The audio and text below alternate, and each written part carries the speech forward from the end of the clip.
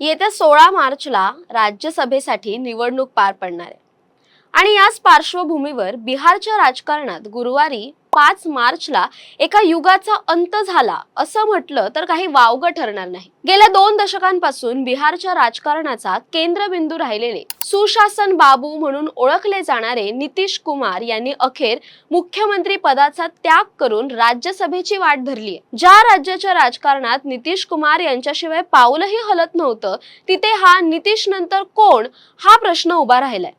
आजच्या या व्हिडिओमध्ये आपण पाहणार आहोत की अचानक अशा कोणत्या घडामोडी घडल्या ज्यामुळे नितीश कुमारांना दिल्लीला जाण्याचा निर्णय घ्यावा लागला। बिहारचा पुढचा मुख्यमंत्री नेमका कोण असेल, भाजप आता बिहारमध्ये मोठ्या भावाची भूमिका कशी बजावणार आणि सर्वात महत्त्वाचं म्हणजे नितीश कुमारांचे सुपुत्र निशांत कुमार यांच्या राजकीय एंट्रीने बिहारचं समीकरण कसं बदलणार आहे, या सर्व प्रश्नांची उत्तरं जाणून घेऊया या व्हिडिओच्या माध्यमातून। नमस्कार, मी संचारी आकेरकर आणि आपण पाहताय टाइम महाराष्ट्र। बिहारच्या राजकारणात वादळापूर्वीची शांतता बुधवारी सकाळीच भंग पावली होती। प्रसार माध्यमांमध्ये चर्चा सुरू झाली की नितीश कुमार मुख्यमंत्री पदाचा राजीनामा देणार आहेत। सुरुवातीला जदयूच्या नेत्यांनी या चर्चा फेटाळून लावल्या। मंत्री विजय कुमार चौधरी यांनी सावध पवित्रा घेत सांगितलं की निर्णय पूर्णपणे नितीश बाबूंच्या हातात आहे। पण पडद्यामागे वेगाने हालचाली सुरू होत्या। भाजपचे राष्ट्रीय अध्यक्ष नितीन नबीन यांचं नाव राज्यसभेसाठी निश्चित झालं होतं, पण दुसऱ्या जागेसाठी नितीश कुमारांचं नाव गुलदस्त्यात ठेवण्यात आलं होतं।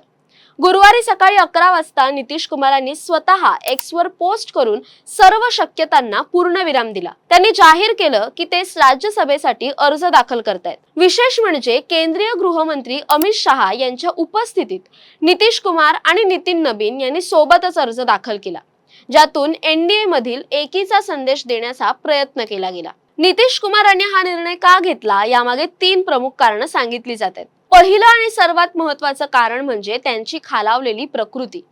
74 वर्षीय नितीश कुमार गेल्या काही काळापासून गंभीर आरोग्य समस्यांचा सामना करतायत। विधानसभा निवडणुकीच्या प्रचारादरम्यानही त्यांच्या थकव्याची चर्चा झाली होती। दुसरं कारण म्हणजे बिहारमधील प्रशासकीय पकड। विरोधकांकडून सातत्याने आरोप केला जात होता की बिहारमध्ये सध्या मुख्यमंत्री नाही तर ब्युरोक्रेसी सरकार चालवते। जनतेमध्ये निर्माण झालेली ही भावना भाजपसाठी आगामी काळातील चिंतेचा विषय होती। तिसरं कारण म्हणजे राजकीय वारसा। नितीश कुमारांना आपल्या हयातीत आपला राजकीय उत्तराधिकारी आणि मुलाचं भविष्य सुरक्षित करायचंय। भाजपने त्यांना केंद्रात सन्मानाने स्थान देऊन बिहारमध्ये त्यांच्या पसंतीचा वारसदार निवडण्याची मुभा दिली, ज्यामुळे या करारावर शिक्कामोर्तब झालं। दरम्यान या सर्वावर आता संजय राउत यांनी प्रतिक्रिया दिली आहे, ती आपण पहिल्यांदा पाहूया। देखिए, जब बिहार के विधानसभा के चुनाव के नतीजे आए थे उसी दिन मैंने कहा था कि नीतीश कुमार जी कुछ महीने के लिए मुख्यमंत्री बनेंगे। बराबर, मैंने बोला था ना कि नीतीश कुमार जी कुछ महीने के लिए बनेंगे, 4 महीने के लिए बनेंगे। और अब नीतीश कुमार जी को वहां से हटा के राज्यसभा में लेकर जा रहे हैं और भारतीय जनता पार्टी बिहार का नेतृत्व उनके किसी नेता के पास दे रहे हैं। जो मेरी जानकारी है, नीतीश कुमार जी के जो बेटा है उनको डिप्यूटी सीएम बन, लेकिन ऐसे कि उनके अंदरूनी पॉलिटिक्स है। क्या है? देखो, मैं ये मानता हूं कुमार जी की तबीयत खराब है और इतने बड़े स्टेट का नेतृत्व जिसकी तबीयत खराब है उसके हाथ में नहीं रख सकते।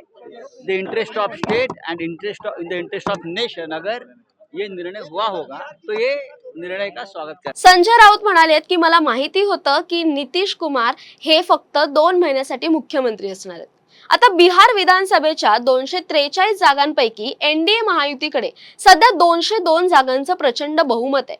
2025च्या विधानसभा निवडणुकीत भाजपने 89 जागा जिंकून स्वतःला सर्वात मोठा पक्ष म्हणून सिद्ध केलं, तर जदयू 85 जागांसह दुसऱ्या क्रमांकावर आहे। आरजेडी केवळ 25 जागांवर आकुंचन पावली आहे।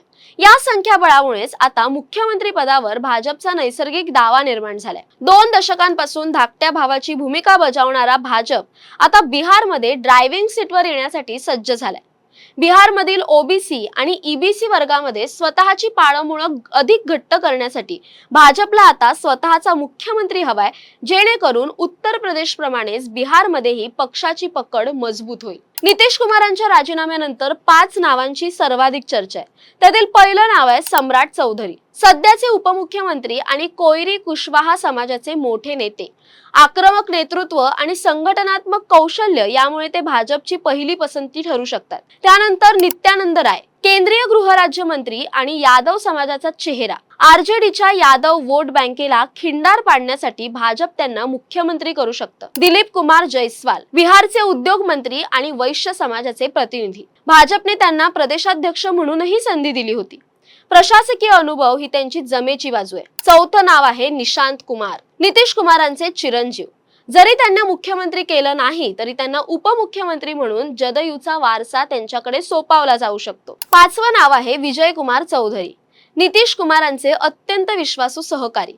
अनुभवी आणि संयमी नेता म्हणून त्यांना अंतरिम किंवा उपमुख्यमंत्री पदासाठी विचारलं जाऊ शकतं. आता नितीश कुमारांचे पुत्र निशांत कुमार हे आतापर्यंत राजकारणापासून पूर्णपणे दूर होते. बीआयटी मेसरा येथून इंजिनिअरिंग केलेले निशांत अध्यात्मात अधिक रस दाखवायचे. पण 2025च्या सुरुवातीपासून ते सार्वजनिक कार्यक्रमात वडिलांसोबत दिसू लागले. सुरुवातीला त्यांना राज्यसभेवर पाठवण्याची चर्चा होती, पण निशांत यांनी बिहारच्याच राजकारणात रस दाखवला.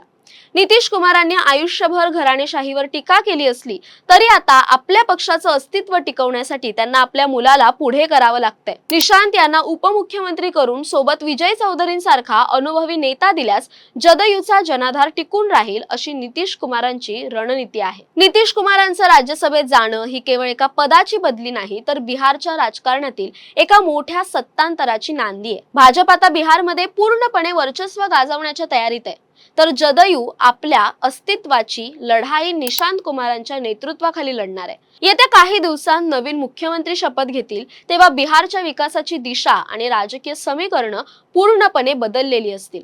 नितीश कुमारांचं मार्गदर्शन या नवीन सरकारला किती काळ आणि कसं लाभतं हे पाहणं औत्सुक्याचं ठरेल. बिहारच्या या बदलत्या राजकारणाबद्दल तुम्हाला काय वाटतं? सम्राट चौधरी मुख्यमंत्री व्हावेत की नित्यानंद राय? कमेंट्स मध्ये नक्की सांगा. तसेच अशा नवनवीन व्हिडिओसाठी टाइम महाराष्ट्रला सबस्क्राईब करा. धन्यवाद.